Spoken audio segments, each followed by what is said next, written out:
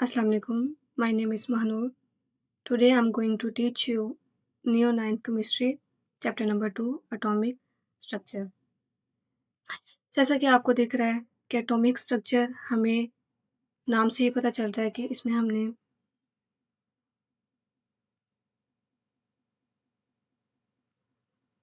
Structure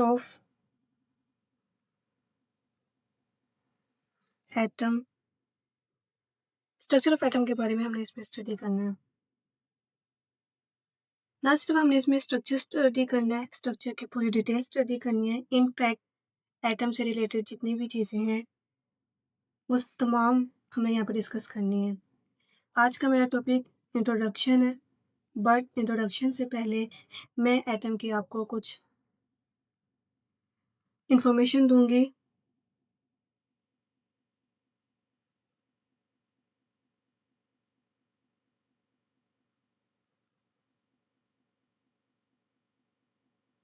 मुझे उम्मीद है इस इंफॉर्मेशन की वजह से आपको ये चैप्टर समझने में आसानी होगी और आपको थोड़ा बहुत आइडिया हो जाएगा कि इस चैप्टर में हमने करना क्या है, एटम क्या है। स्टार्ट करते हैं। लेट्स सपोज हमारे पास वाटर है। वाटर का फॉर्मूला होता है हमारे पास H2O। H stands for hydrogen, O stands for oxygen। ये फॉर्मूला हमें बता रहा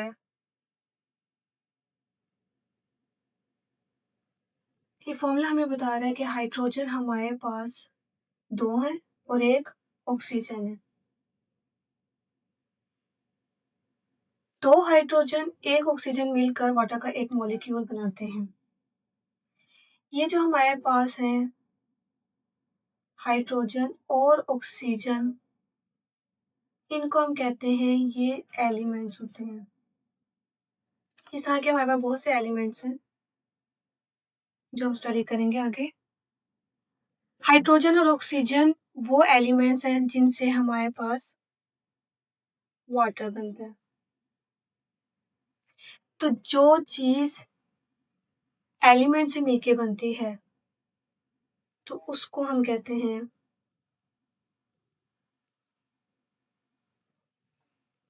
कंपाउंड। अब वाटर जिन एलिमेंट से मिलके बनते हैं वो हाइड्रोजन और ऑक्सीजन है, तो इसीलिए वाटर आपके पास क्या है, एक कंपाउंड है। और अभी मैंने आपको बताया हमें एक बात पता चल गई, वो बात क्या है कि कंपाउंड किससे मिलके बनते हैं। कंपाउंड मिलके बनते हैं एलिमेंट से। एक से ज्यादा एलिमेंट मिल जाए तो वो कंपाउंड बनाते हैं। एलिमेंट जिनसे मिलके बनते हैं वो होते हैं एटम। बेसिकली ये जो एटम है ये हमने स्टडी करनी है।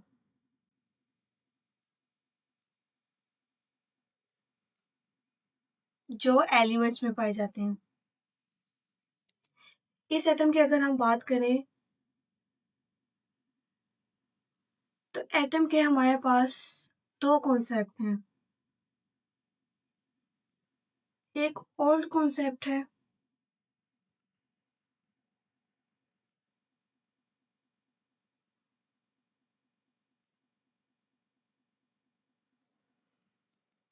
और एक हमारे पास न्यू कॉन्सेप्ट है।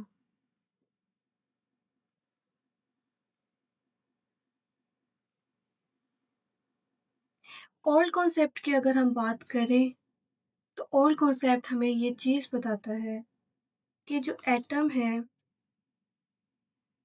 ओल्ड कॉन्सेप्ट के मुताबिक एटम एक टाइनी इंडिविजिबल पार्टिकल है।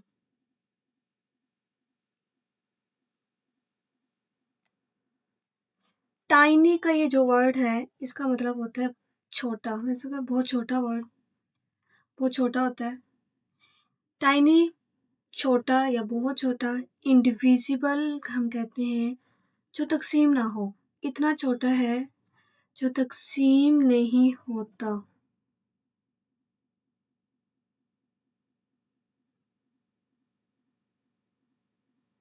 एटम एक ऐसा पार्टिकल है जो इतना छोटा है कि वो मज़ीद तकसीम नहीं होता।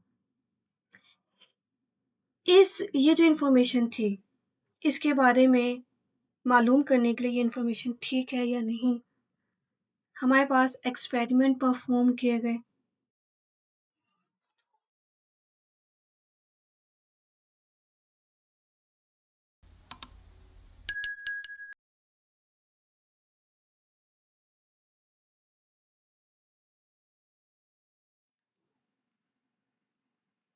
आफ्टर परफॉर्मिंग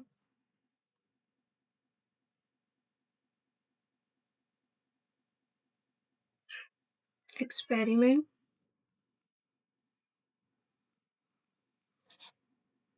हमने ये इन्फॉर्मेशन, क्योंकि हमारे पास केमिस्ट्री में कोई भी इन्फॉर्मेशन आती है तो उसको एक्सपेरिमेंट के ज़रिए प्रूव किया जाता है।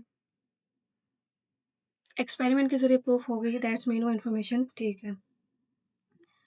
अब एक्सपेरिमेंट परफॉर्म किए गए, जब हमने एक्सपेरिमेंट परफॉर्म किए तो हमारे पास एक नया कॉन्सेप्ट आ गया। ये कॉन्सेप्ट अब क्या है? इन एक्सपेरिमेंट्स ने हमें बताया ये जो एटम है ये सब एटॉमिक पार्टिकल से मिलके बनता है।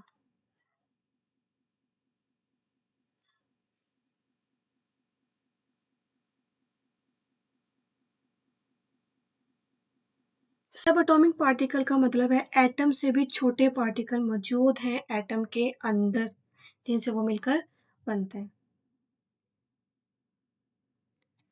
ये जो सब एटॉमिक पार्टिकल हैं,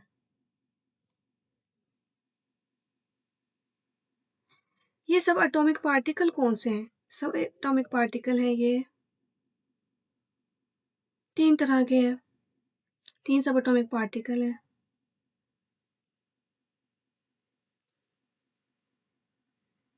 One is electron, second one is proton, third one is neutron। ये सब एटॉमिक पार्टिकल हमें एक्सपेरिमेंट के ज़रिए मिले। उन्हीं एक्सपेरिमेंट्स ने हमें ये बताया इलेक्ट्रॉन के ऊपर नेगेटिव चार्ज होता है, प्रोटॉन के पास पॉजिटिव चार्ज होता है और जो न्यूट्रॉन होते हैं ये न्यूट्रल होते हैं। न्यूट्रल का मतलब होता है नो चार्ज।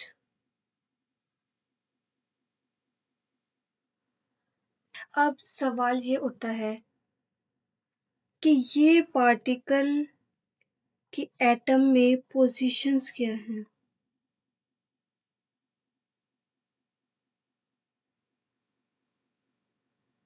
ये किन पोजीशंस पे पाए जाते हैं?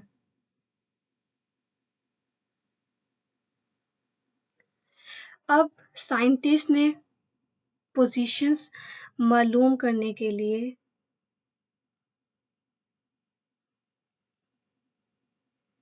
एक्सपेरिमेंट परफॉर्म किए।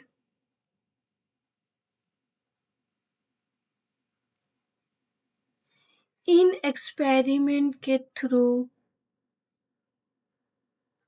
या कह लें इन एक्सपेरिमेंट के रिजल्ट में हमारे पास आया स्ट्रक्चर ऑफ एटम।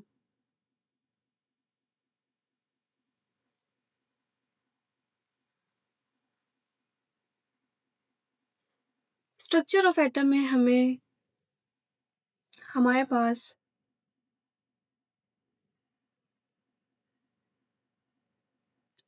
दो हिस्से होते हैं। स्ट्रक्चर ऑफ एटम समझ लें, एटम का जो स्ट्रक्चर है वो दो हिस्सों पर मुश्तमिल है।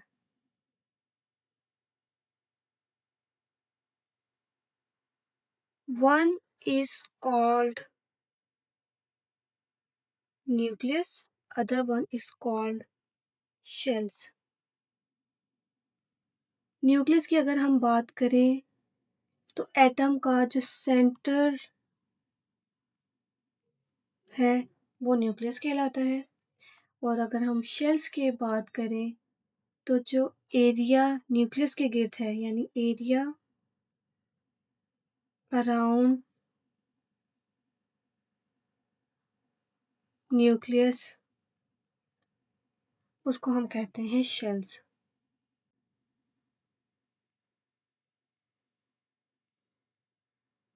न्यूक्लियस सेंट्रल वाला हिस्सा, एटम का सेंट्रल वाला हिस्सा न्यूक्लियस कहलाता है। शेल्स एरिया अराउंड न्यूक्लियस, जो न्यूक्लियस के इर्द गिर्द वाला एरिया होगा वो आपके पास क्या होगा, वो आपके पास शेल्स होंगे।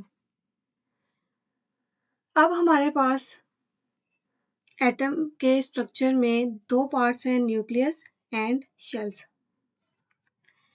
ऑब्वियस बात है, ये जो हमारे पास पार्टिकल हैं इलेक्ट्रॉन, प्रोटॉन एंड न्यूट्रॉन, वो न्यूक्लियस में भी पाए जाएंगे और वो शेल्स में भी पाए जाएंगे, इन्हीं हिस्सों में वो डिवाइड होंगे। तो न्यूक्लियस में हमारे पास प्रोटॉन और न्यूट्रॉन पाए जाते हैं, शेल्स में हमारे पास इलेक्ट्रॉन पाए जाते हैं। P stands for proton, N stands for neutron. Clear? I hope आपको ये क्लियर हो रहा हो, अच्छे से समझ आ रही हो। अब स्ट्रक्चर भी ड्रॉ करके देख लेते हैं।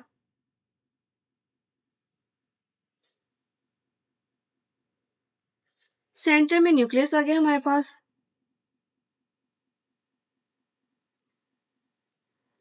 इसका जो सराउंडिंग एरिया है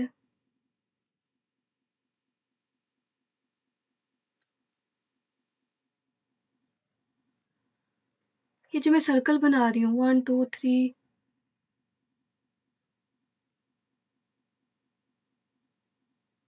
4, ये इनके शेल्स हैं। सेंटर वाला आपके पास क्या है, न्यूक्लियस,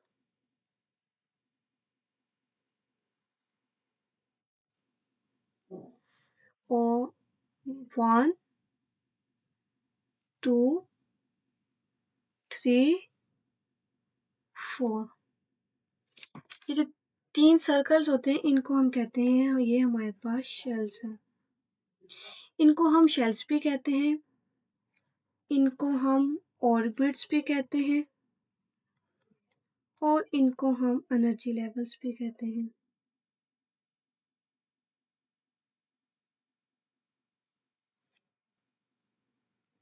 अब ये जितनी इन्फॉर्मेशन मैंने आपको दी है एटम के बारे में, इंशाल्लाह ये आपको हेल्प करेगी इस चैप्टर को समझने के लिए, और आपको थोड़ा बहुत आइडिया हो गया होगा कि एटम क्या है। ये जो मैंने जितनी भी आपको इन्फॉर्मेशन दी है ये हमने डिटेल से पढ़नी है इस चैप्टर में, कि कौन से एक्सपेरिमेंट थे,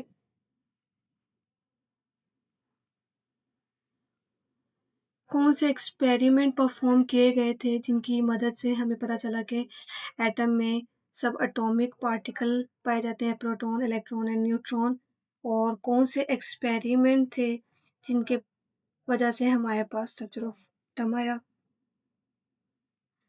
ये तमाम स्टडीज में हमने करनी है। अब आ जाते हैं हमारे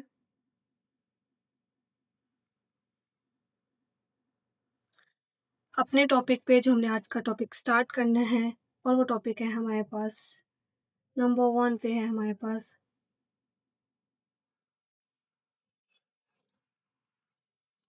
इंट्रोडक्शन।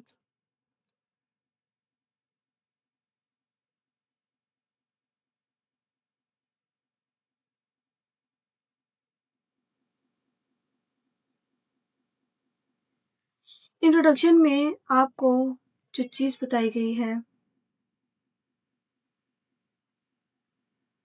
सबसे पहले आपको वो इंट्रोडक्शन में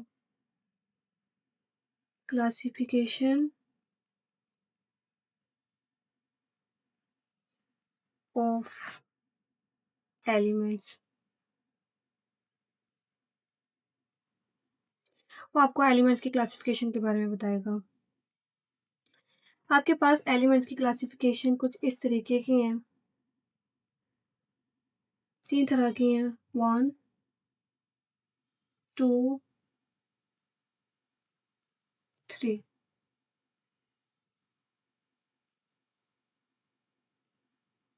एलिमेंट्स आपके पास सॉलिड फॉर्म में भी पाए जाते हैं,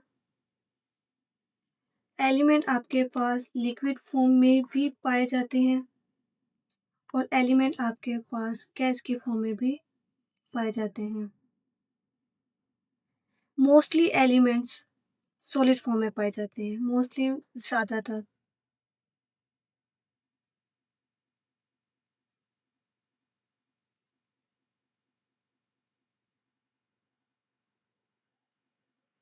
लिक्विड में वेरी फ्यू पाए जाते हैं,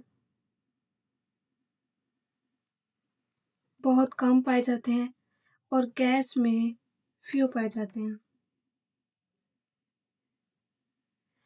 मोस्टली एलिमेंट्स की अगर हम एग्जांपल की बात करें,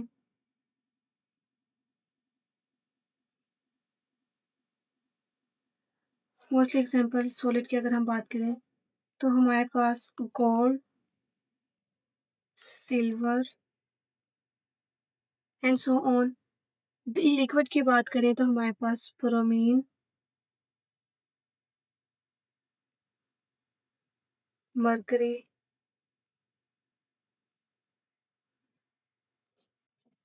गैस में जो एलिमेंट्स हमारे पास पाए जाते हैं वो हाइड्रोजन,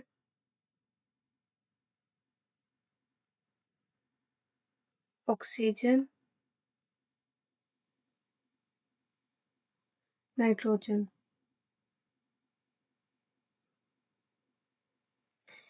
इसके अलावा वो आपको बताएंगे कि एलिमेंट्स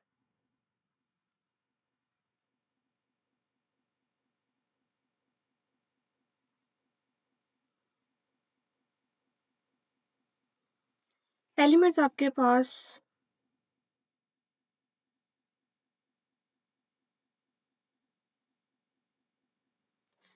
मेटल्स में भी पाए जाते हैं, एलिमेंट्स आपके पास नॉन मेटल्स भी होती हैं,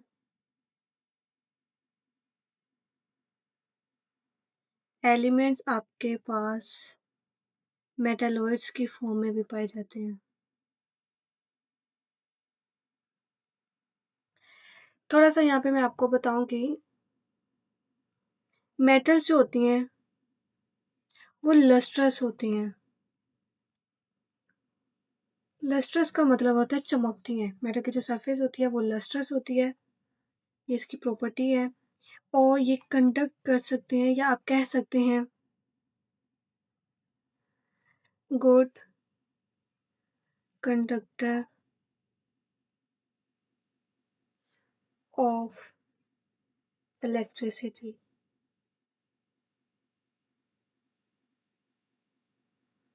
नॉन मेटल्स की अगर हम बात करें तो नॉन मेटल्स डल होती हैं। डल का मतलब होता है नॉट शाइनी, वो शाइन नहीं करती, वो चमकती नहीं है। सेकंड प्रॉपर्टी इसकी है ये बैड कंडक्टर्स होते हैं इलेक्ट्रिसिटी के।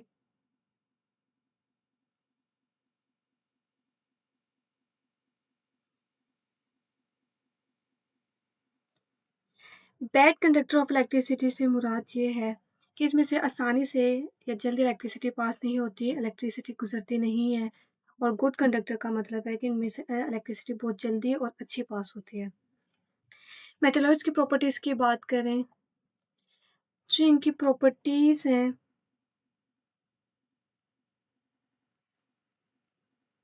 आर इंटरमीडिएट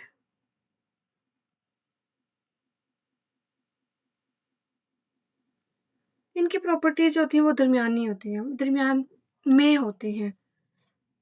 किसके दरमियान में होती हैं? Between metals and non metals.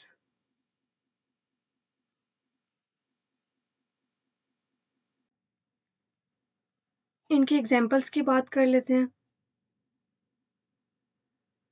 Metal की एग्जाम्पल की बात करें तो मेटल के एग्जाम्पल में हमारे पास आयरन,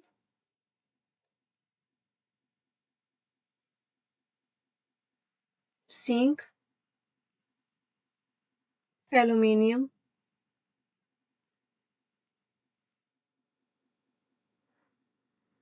नॉन मेटल्स की अगर हम बात करें तो नॉन मेटल्स हमारे पास होते हैं कार्बन एंड सल्फर,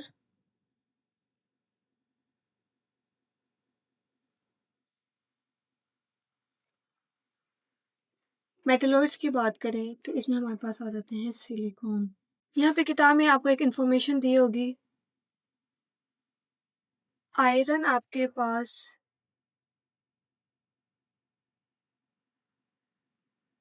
एक हैवी मेटल होती है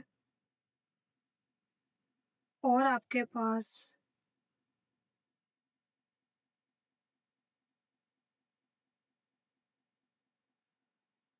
जिंक और एल्यूमिनियम की लाइट मेटल होती हैं।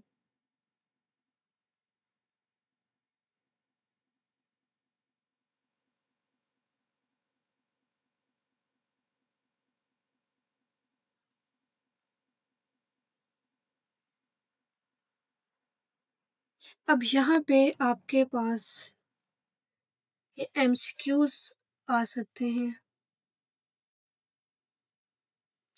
कि which metal will be heavy metal and which metals will be light metal. Zinc और एल्यूमिनियम लाइट मेटल्स में आएंगे और आयरन हैवी मेटल्स में आएंगे। आपसे ये भी पूछा जा सकता है क्या आयरन, जिंक और एल्यूमिनियम ये लस्ट्रस है या डल है? तो अगर आपको पता है कि आयरन, जिंक और एल्यूमिनियम ये तीनों मेटल्स हैं तो ये क्योंकि मेटल्स हैं तो ये लस्ट्रस हैं। इस तरीके से भी हमको एमसीक्यूज वगैरह में ये पूछा जा सकता है। क्लियर कि मेटल्स लस्ट्रस होती हैं, एक ही है। और ये भी पूछ सकते हैं आयरन, जिंक और एल्यूमिनियम क्या ये लस्ट्रस है? और सेम इसी तरीके से नॉन मेटल्स क्या होती हैं? डल होती हैं, नॉट शाइनी होती हैं। तो दैट्स मीन कार्बन भी डल है, नॉट शाइनी और सल्फर भी। यहाँ इस तरह के आपसे एमसीक्यूज पूछे जाएंगे। ये तमाम आपके पास क्या है?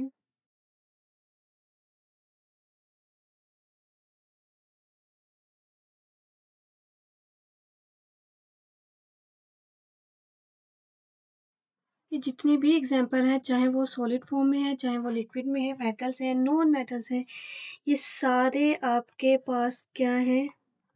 एलिमेंट्स। और हमने अभी पढ़ा ये जो एलिमेंट्स होते हैं ये मिलके बनते हैं एटम से। और कहता है कि ये तमाम एलिमेंट्स हैं चाहे वो सॉलिड फॉर्म में है, लिक्विड में, गैस में, मेटल्स में, नॉन मेटल्स में और मेटलॉइड्स में, ये तमाम एलिमेंट्स एटम से मिलके पाए जाते हैं। बट अब क्वेश्चन ये है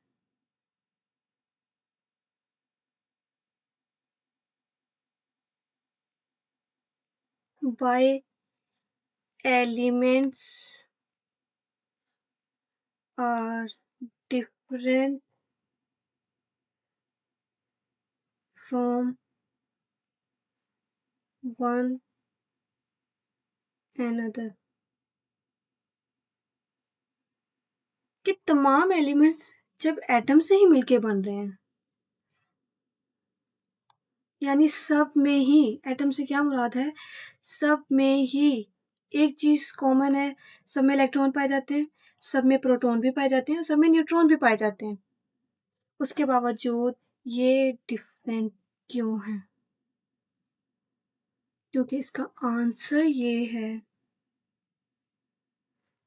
फॉर एग्जाम्पल हमारे पास हम ले लेते हैं एलिमेंट हाइड्रोजन, हम ले लेते हैं कार्बन। सपोज कर लेते हैं मैंने सिलेक्ट कर लिया इनमें से। हाइड्रोजन में भी इलेक्ट्रॉन, प्रोटॉन, न्यूट्रॉन, कार्बन में भी इलेक्ट्रॉन, प्रोटॉन, न्यूट्रॉन।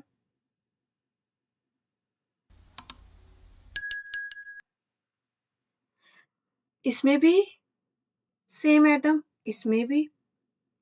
अब ये डिफरेंट इसलिए हैं क्योंकि ये जिन एलिमेंट से मिलकर बने हैं वो उनकी तादाद डिफरेंट है। हाइड्रोजन की बात करें, हाइड्रोजन के पास इलेक्ट्रॉन 1, प्रोटॉन 1, न्यूट्रॉन 0। इलेक्ट्रॉन की बात करें, इलेक्ट्रॉन 6 कार्बन के पास, प्रोटॉन 6 और न्यूट्रॉन 6। जब ये तादाद डिफरेंट हो रही है, हालांकि इस इलेक्ट्रॉन प्रोटॉन न्यूट्रॉन दोनों में है, क्योंकि इनकी ये तादाद डिफरेंट है, ये जिनसे मिलकर बन रहे हैं उनकी प्रॉपर्टीज भी डिफरेंट होंगी, यानी ये इलेक्ट्रॉन प्रोटॉन और न्यूट्रॉन की प्रॉपर्टीज क्या है, डिफरेंट है। तो इसका आंसर आपके पास होगा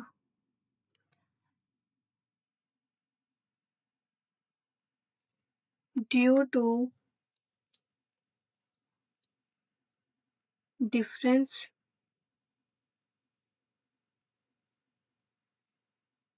इन the properties of their constituent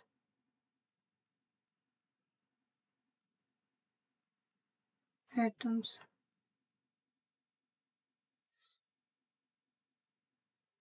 ये है मेरा आज का टॉपिक, जिसमें हमने चैप्टर नंबर 2 में किताब से भी देख लेते हैं कि एटॉमिक स्ट्रक्चर में आपके पास इंट्रोडक्शन में क्या चीज़ दी हुई है, रीडिंग कर लेते हैं ताकि आपको पढ़ने में मज़ीद आसानी हो। Elements are different from one another. सबसे पहले वो आपको बताएगा जो एलिमेंट्स हैं वो एक दूसरे से डिफरेंट होते हैं। A large number of elements, ज़्यादातर एलिमेंट एग्जिस्ट पाए जाते हैं सॉलिड फॉर्म में। वेरी फ्यू, बहुत कम ऐसे हैं जो लिक्विड फॉर्म में पाए जाते हैं। While the rest exist as gases. Rest का मतलब होता है जो पीछे रह जाए, यानी लार्ज नंबर, बहुत बड़ी तादाद सॉलिड्स में पाई जाती है। वेरी फ्यू, बहुत कम ऐसे हैं जो लिक्विड्स में है। इसके अलावा जितने भी बचते हैं, रेस्ट यानी जितने भी बचते हैं, एग्जिस्ट पाए जाते हैं एज गैसेस, गैस की फॉर्म में। All this element how ever made up of atom. क्यों कहते हैं कि ये आपके पास जितने भी हैं, चाहे वो सॉलिड में है, चाहे वो आपके पास लिक्विड में एलिमेंट्स हैं, चाहे वो आपके पास गैसेस में है, वो तमाम एलिमेंट्स किससे मिलकर बनते हैं, एटम से। उसके बाद जहाँ पे आपको इंफॉर्मेशन देगा, यहाँ पे जो एक क्वेश्चन में बन रहा है, why these element are so different from one and other. ये तमाम एलिमेंट एटम से मिलके पाए जाते हैं, उसके बावजूद एक दूसरे से डिफरेंट क्यों है, इसका आंसर आपने ये करना है। The difference in the properties of element, की एलिमेंट की जो प्रॉपर्टीज में डिफरेंस है, फर्क है, इज ड्यू टू, उसकी वजह क्या है, उसकी वजह है कि difference in the properties of their constituents atom. Element जिन एटम से मिलकर बनते हैं, कॉन्स्टिट्यूएंट्स एटम्स वो होते हैं जिन एटम से वो मिलकर बनते हैं, उनकी जो प्रॉपर्टीज हैं, खसूसियात हैं, वही एक दूसरे से डिफरेंट है, इसीलिए एलिमेंट्स की प्रॉपर्टीज डिफरेंट है। ये क्वेश्चन आपको डिफरेंट स्टेटमेंट में भी आ सकता है, मैंने लेक्चर में भी आपको बताया है, और ये ऐसे भी पूछा जा सकता है। ये आपके पास सारा एमसीक्यूज वाला एरिया है।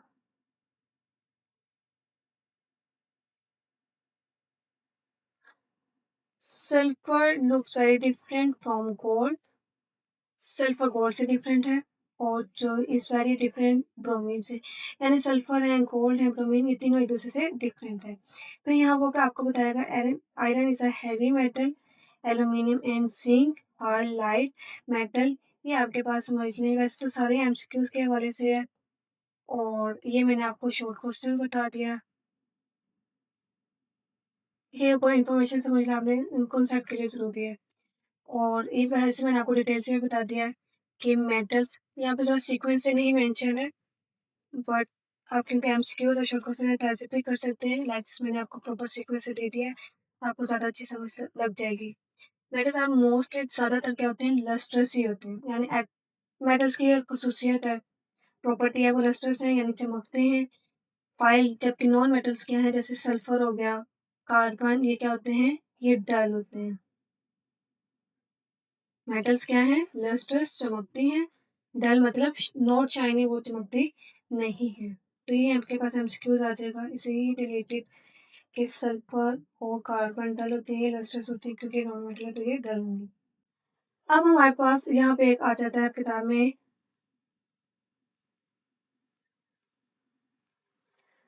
Write down the name of the element shown in the above picture. क्या आपके पास ये पिक्चर्स हैं, इनके आपने नाम्स बताने मेंशन करने हैं। ये आपके पास जो पिक्चर है ये सल्फर है। ये जो पिक्चर है ये देख के ही पता चल रहा है ये गोल्ड है। और ये जो पिक्चर है ये आपके पास है ब्रोमीन, लिक्विड की फॉर्म में पाया जाता है।